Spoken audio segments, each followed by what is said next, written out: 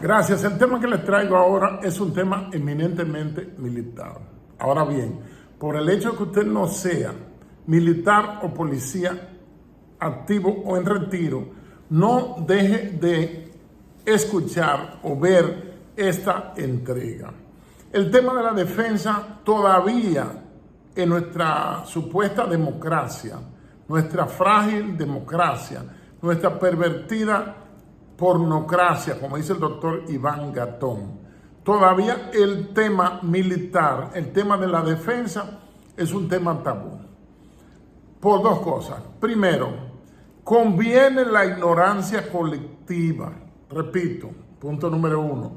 Conviene la ignorancia colectiva.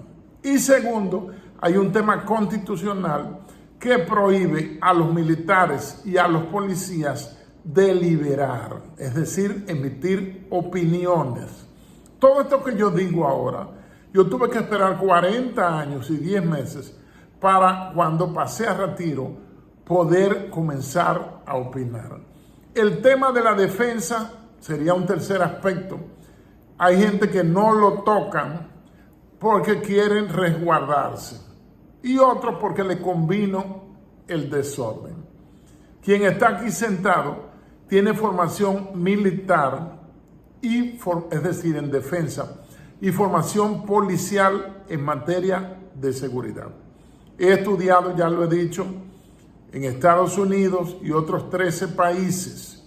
He tenido intercambios con las fuerzas militares de Colombia, pero también con la Policía Nacional de Colombia, y así también Brasil, Paraguay, Uruguay, México, ¿qué más? Salvador, Guatemala, ¿qué más? Trinidad y Tobago, Estados Unidos, por supuesto, Ecuador, y ya mencioné a Colombia. Vamos a entrar en materia con esta especie de cátedra que pienso hablar más bajito y hablar más controlado para exponer las verdades. Primer problema, comenzamos con los problemas, porque es un análisis crítico.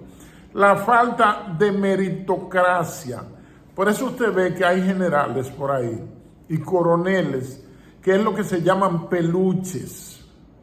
Peluche es aquel que no hace carrera militar pura, que va de los cursos, porque son consentidos de papi y mami, son popi, tienen buen nivel económico, sea por nivel político, sea porque sea de un jefe que le fue muy bien, se lucró en la Fuerza Armada de la Policía, pero no lo deben poner a comandar.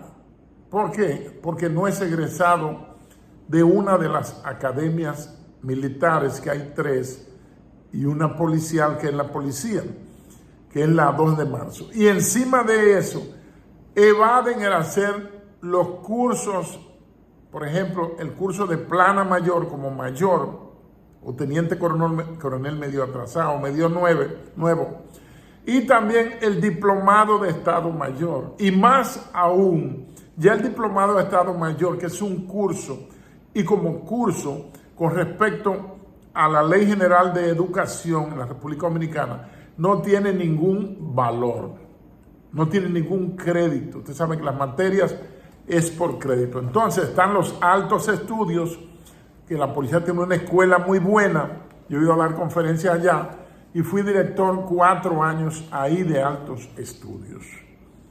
También he dado conferencias en el INSUDE, aunque hay un pasado rector que dice que yo ni siquiera he pisado el piso o las alfombras del INSUDE, pero vamos a dejarlo con su error. Él sí no tiene capacidad para emitir ni siquiera una opinión sobre la seguridad o dictar una conferencia, que eso sí yo estoy cansado de hacerlo. O yo, mi general, no le voy a dar el nombre, no le voy a dar el gustazo, pero es usted mismo. Seguimos. Voy a dejar de buscar chisme. ¿Qué pasa con la seguridad, con la defensa? Perdón, voy a mantenerme en el tema defensa, que es un tema prohibido. Es un tema que hay que dejárselo a los guardias y que hay que dejárselo a fulano, pero no es así. Porque aunque los militares y policías se nos prohíbe deliberar, es decir, emitir opiniones, en temas nacionales y más de seguridad o defensa por la misma Constitución de la República, no es menos cierto que en las academias, en los centros de altos estudios, en las escuelas de graduado, en el IPE, se utiliza lo que se llama libertad académica, que usted puede emitir todas las opiniones que usted quiera o vertirlas en su trabajo. Hay un trabajo que fue un trabajo de tesis del mayor general retirado Abejorro, se lo voy a decir con Cotzay, no voy a dar los apellidos, que nos conocemos desde muchachos, yo era menos muchacho que él, por supuesto, que se llama Seguridad Nacional, una visión histórica. Esa importante tesis la publicó como libro en 2016 o 17, y es un libro que hay que buscarlo. Hay muy buenos trabajos, pero todos están marcados por el factor miedo, por el temor a criticar el sistema, por el temor a criticar al presidente o al ministro de Defensa de entonces. ¿Qué más? Hay dos ámbitos, un ámbito de la defensa para las Fuerzas Armadas, la defensa de la población, del territorio y de la soberanía / el gobierno, y el ámbito de la seguridad tiene que ver con policía, con agencias de policía. ¿Qué más? La Fuerza Armada tiene una ley institucional, la 139.13, que ya tenemos un borrador de propuestas para una reforma, ya con casi 15 años, la 139.13, hay que revisarla, porque ahí hay cosas como por ejemplo que le quita el derecho adquirido al pasar al retiro con 5 años. Los militares desde 1978 le salía el ascenso al rango superior inmediato. Eso se lo quitaron. Ellos entendieron que había que quitarle eso, lo quitaron. Y lo otro, que es una conquista de la policía hasta ahora, dando gloria a Dios, modestia aparte de este servidor que le está hablando, que fue el pago de indemnización por retiro, que nos le están pagando desde 2023, bueno, que se lo den a las Fuerzas Armadas también. Entonces, ¿qué más? Hablamos de la doctrina y ¿qué ha pasado con la Fuerza Armada Dominicana, con el sector defensa? Que ha habido un cambio de paradigmas ya hace, ¿cuánto? Más de 30 años. Y no hemos cambiado el chip. O el chip que se cambió está fundido, pero le ha dado muchos resultados a cierta gente que tienen un mazo muy bueno de dinero. ¿Qué más? La doctrina de la Guerra Fría cambió, teniendo como marcador, la caída del muro de Berlín. Que la guerra termine en el 45. Las dos principales potencias triunfadoras son Estados Unidos y Unión Soviética / Rusia, que eran aliados en esa guerra. Y luego se dividen para una confrontación ideológica y para azuzar la carrera armamentística de ambos países. Viene la implosión de la Unión Soviética, se desarma eso. ¿Y qué debió suceder? La construcción de un nuevo paradigma ante las nuevas amenazas que surgieron. La vieja amenaza del fantasma del comunismo y de la guerra de guerrilla, pues desaparecieron ya como amenazas y surgieron lo que la Junta Interamericana de Defensa, fundada en 1942, llama las amenazas transnacionales. Está la migración y trata de personas, está el narcotráfico, está la falsificación, el lavado de activos, es decir, amenazas transnacionales y otra que quizás se me quedó. Entonces, con ese cambio de paradigmas, debió venir una nueva arquitectura de la defensa y, ¿por qué no, también de la seguridad? Debió venir, aunque el sector policial, el sector defensa, hizo una verdadera transformación, quizá tardía, en la ley 9604, que establece la carrera policial, que pone el nombre de Policía Nacional en la Constitución, en las leyes adjetivas específicas, orgánicas institucionales. Pero eso que creó tanto cosa, vino otro gobierno y lo echó para atrás, porque yo trabajé 3 años en la Comisión de Reforma era relator y exponía en todos los escenarios y defendía a la policía y las propuestas de la policía, de la institución, de la jefatura de entonces. Y yo pude ver que una ley tan buena como la 9604, lo que quisieron fue eliminarla. Esa comisión bicameral, por los senadores, por el Senado la encabezaba, ay Dios mío, el senador por Santiago, César Valentín Jiminián, que trabajamos juntos, él lo sabe, y también Elpidio Báez, el hombre de la ayuda de George, ¿se acuerdan? Ese. Entonces, entre ellos dos, aprobaron lo que les dio su bendita gana, y lo que estaban haciendo era eliminando una ley que le daba más institucionalidad a la policía y que mataba muchas incertidumbres. Entonces, en cuanto al sector seguridad, que no es lo que nos ocupa ahora, sí hubo un cambio de paradigmas con esa primera y la mejor ley institucional que hemos tenido. No perfecta, pero la más completa. Las leyes no son perfectas. Y luego le echaron para atrás con este atraso que impulsó Danilo Medina. Dentro de los daños que le hizo a este país, también hizo daño en la policía, en las instituciones, porque se convierten en enemigos del país, de la nacionalidad, enemigos del ciudadano, enemigos del futuro, enemigos del progreso, enemigos de la democracia, enemigos de la libertad, enemigos de los derechos. Entonces, es el caso dominicano. ¿Qué fue lo que hizo las Fuerzas Armadas? Que se reunieron y comenzó la migración de la defensa y el desplazamiento de la seguridad. La migración de la defensa hacia tareas no de defensa connaturales a la defensa, sino tareas propias de la seguridad pública. Y la policía y sus malos e irresponsables jefes que ha tenido permitieron ese desplazamiento. Le tenían miedo a los presidentes. Yo estuve en el Congreso junto con el mayor general retirado Juan Tomás Taveras Rodríguez. Yo estaba activo porque ahí lo pensionan en el 2009, en el 19, yo duré 10 años más activo que él. Y fuimos a defender la institucionalidad. Fuimos a defender esa cosa de la que no se habla llamada patria.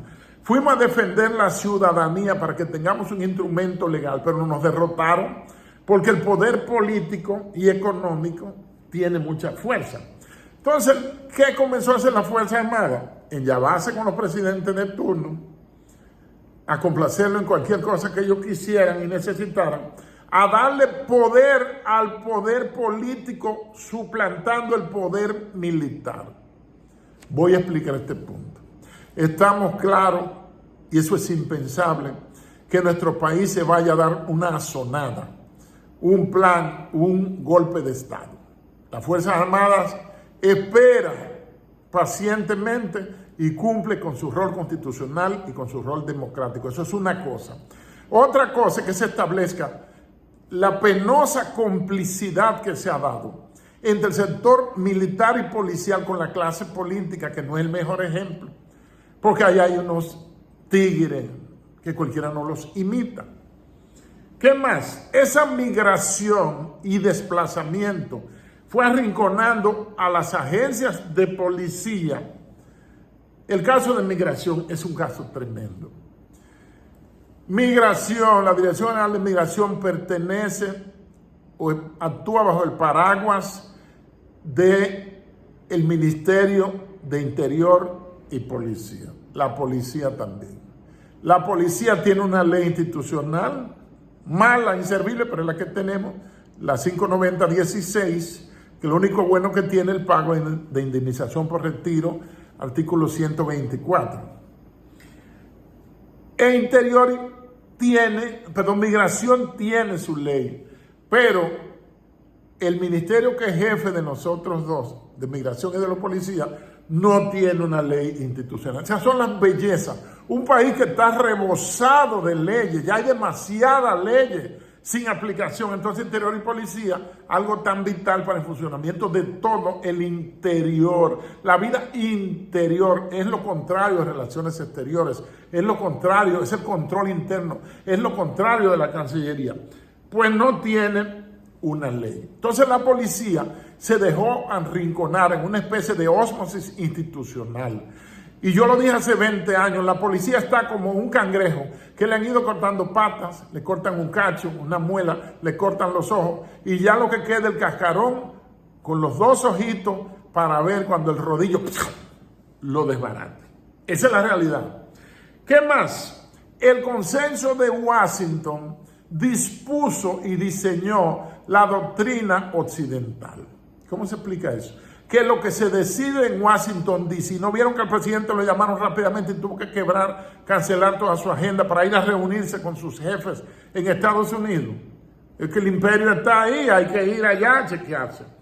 Entonces el consenso de Washington habló de las amenazas transnacionales que ya les mencioné hace unos minutos, ya tenemos 16 minutos hablando, y esto ha provocado una dispersión de recursos, de capacidades y también de personal.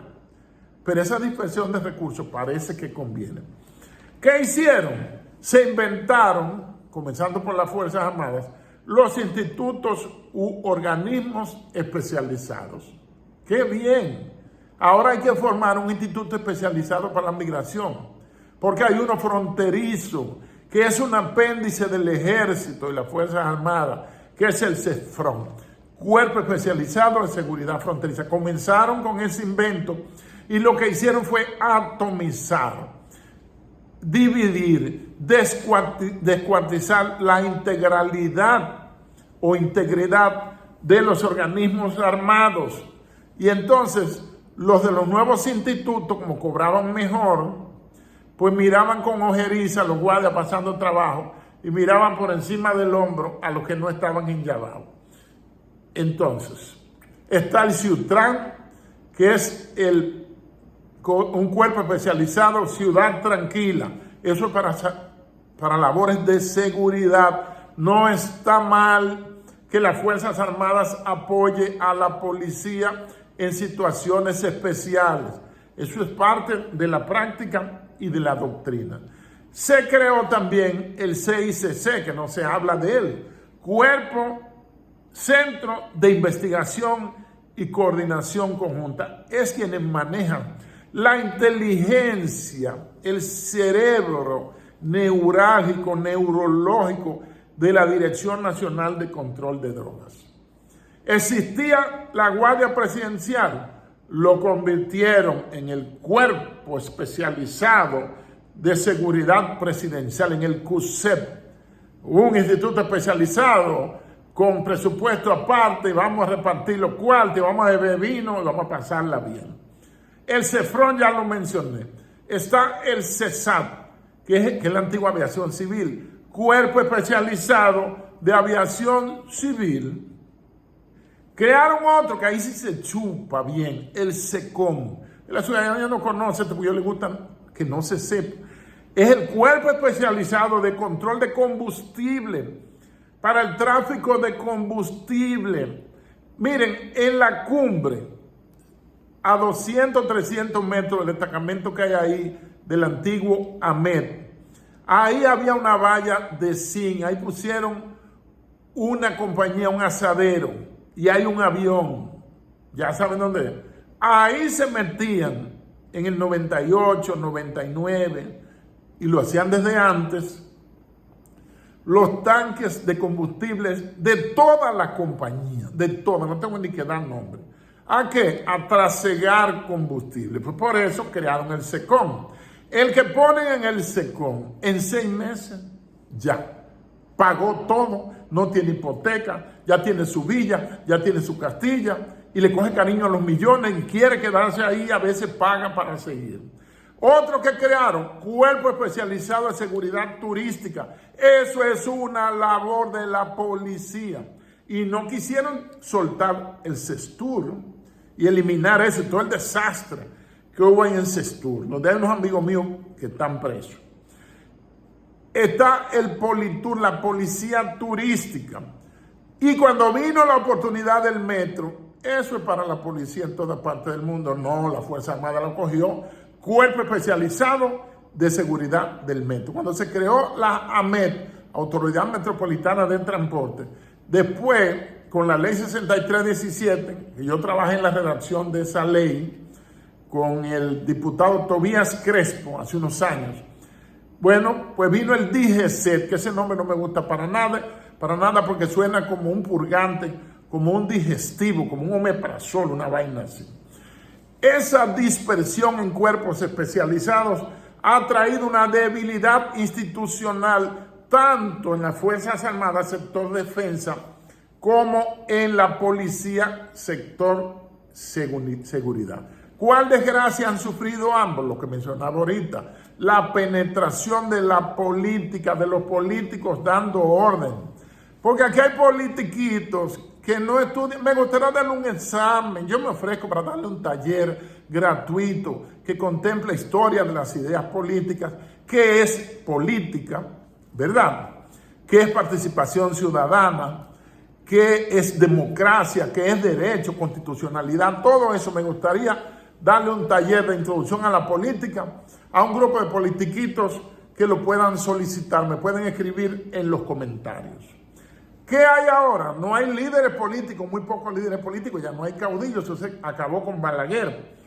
Es inversionistas en política que consiguen dinero prestado, consiguen dinero del narco, de cualquier fuente de financiación, la que sea, e invierten en política porque van a sacar 4 o 5 veces sin pagar impuestos y sin mayor esfuerzo lo que invirtieron. Eso ha traído una atomización institucional. Las cosas, las personas, la unión hace la fuerza cuando están dispersas. Por eso ahora hay un proceso de una nueva arquitectura de la defensa.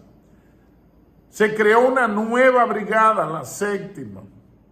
Se han ido repoblando porque tiene que haber personal.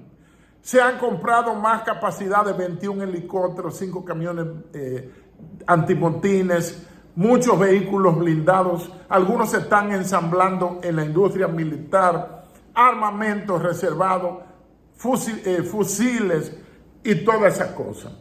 Repoblando las brigadas porque llegó un momento, cuando yo hice mi famoso audio, el 30 de septiembre del 22, hace casi 3 años, que las brigadas estaban en cuera, sin equipamiento, pero ningún jefe le decía al presidente: mire, presidente, el sector defensa está en el suelo y tenemos una amenaza que se llama Haití, ahí al lado. Entonces, esa nueva arquitectura de la defensa es lo que hay que hacer y se está haciendo. Se ha ingresado más personal, se ha aumentado la inversión en defensa en un 24% en los últimos 4 años. Y también el ingreso, al hacer un aumento que un recluta acabado de ingresar gana el equivalente de $500, casi 30,000 pesos, más el seguro full que tienen, que quizá por su nivel socioeconómico no lo pueden pagar. Y más armamento, más equipamiento, más entrenamiento. Todos los coroneles tienen que ir a hacer su curso, diplomado de Estado Mayor, hacer el curso y un entrenamiento continuo para formar militares que ya están formados en el sector defensa para que actúen en servicios de seguridad. Aumento de las capacidades operativas. Usted no tiene capacidades, usted ni mujer se va a conseguir, porque usted tiene que mostrar que usted tiene solvencia y que está dispuesto a gastarla con ella y que usted tiene capacidades económicas. Se están haciendo juegos de guerra con simuladores en situation room, en cuartos de guerra, analizando situaciones de un eventual. ¿Cuál es el principal enemigo? Aunque no sea una amenaza militar. Haití. Bueno, pues desde ahí tiene que analizarse el sector territorio, población, soberanía, invasión pacífica, migraciones el agua, los activos, la deforestación rampante, todas esas amenazas que Haití representa para la República Dominicana. Y también formar en los militares el pensamiento estratégico, el strategic thinking que me dio mi inolvidable profesor, oficial retirado del Ejército de Chile, el doctor Arturo Contreras Polgatti. Si le llega este video, mis respetos para ese eminentísimo catedrático. También tiene que haber una integralidad de identidades.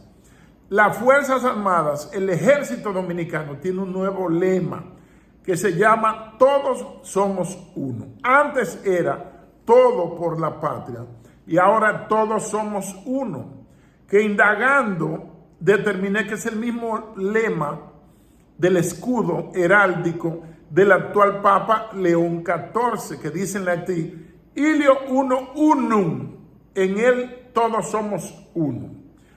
¿Qué tiene que haber? Educación intensiva, educación continuada en la Fuerza Armada, trabajos de campo, llevar esos guardias a la frontera para que vean cómo se mueve, cómo se bate el cobre, armas y operaciones combinadas, comunicación y transporte, entre otras.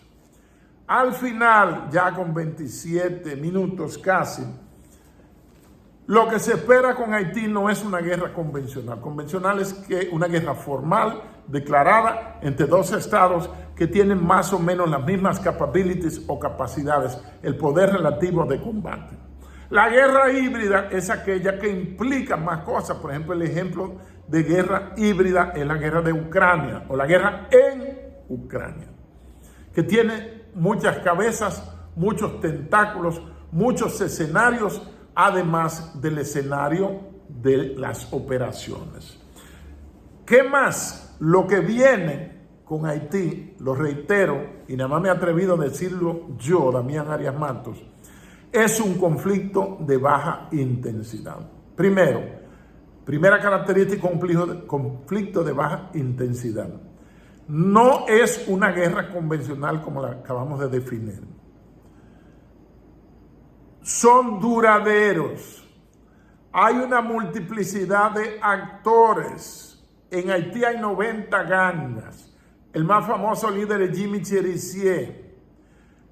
Está también calladito que no se siente Guy Philippe, no sé por qué, estuvo preso en Estados Unidos por narcotráfico y secuestro y fue puesto en libertad hace como un año, el hombre no suena. Guy Philippe está en Haití, que yo sepa, pero está calladito. Y no hay fuerzas armadas en Haití formales, no hay un ejército formal, pero hay una gran cantidad de armamento que le llega y le cae, no se sabe si del cielo o se lo mandan del infierno. Estemos claros, sin pretender asustar a nadie, porque hay que estar conscientes de la realidad. Veo con pena que hay gente que está engañada, no solo en este tema de la defensa, del escabroso tema de la defensa, del que se rehúye hablar, sino en otras situaciones. Y ellos se aferran a la mentira, le han mentido los historiadores dominicanos con algunas cosas, y ellos se aferran al error porque me enseñaron eso.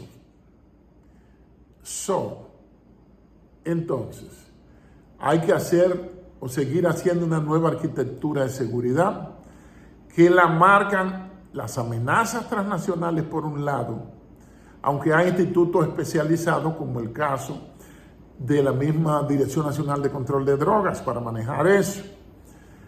Instituto Nacional de Migración lo que hace es planificar cosas y cobrar a las ONG cosas que sean en contra de la nación dominicana. Y ese instituto lo pagamos con el dinero. Usted trae un carro, le cobran 150,000 pesos. Usted compra algo por internet que cueste más de $200. El peaje que usted pague y todo eso. Todo ese dinero va a las arcas nacionales. Espero yo que sea así. Y de ese dinero entonces le están pagando alojamiento, por ahí viene, le están pagando educación gratuita, le están pagando partos, le están pagando educación y de todo a los haitianos por el pacto de nación contra la nación dominicana que fue firmado el año 2024, el año pasado. Cada uno de los 4 que se reunieron, 4 presidentes, en una reunión misteriosa y lúgubre y sospechosa, cada uno fue facilitando un poquito más la migración, la entrada libre, el taparse los ojos, hasta que el cuarto, que es el host, el huésped, el host es el anfitrión que invitó, que es el presidente Abinader, le ha tocado la peor parte, donde la misma nacionalidad, la misma gobernabilidad, la misma estabilidad de su propio gobierno está en juego, está amenazada, está en veremos por todas las facilidades que se le dieron históricamente a los nacionales haitianos para venir a nuestro país. El haitiano que no está aquí es porque no quiere. Ahí vi un haitiano en YouTube que se iba voluntariamente, perfecto. Y se ha hecho un montaje desde el gobierno haitiano, esas cosas que hay ahí. Fils Bien-Aimé, el presidente, el primer ministro de turno, porque son como 6 meses, gobierno de 6 meses, hasta las elecciones de agosto del 26. Pues bien, y están mandando unos contratando, alquilando unos autobuses rojos para llevarse partidas de haitianos que se quieran ir voluntariamente. Lo sacan por una puerta, lo sacan por la puerta del frente y los meten por la puerta de atrás.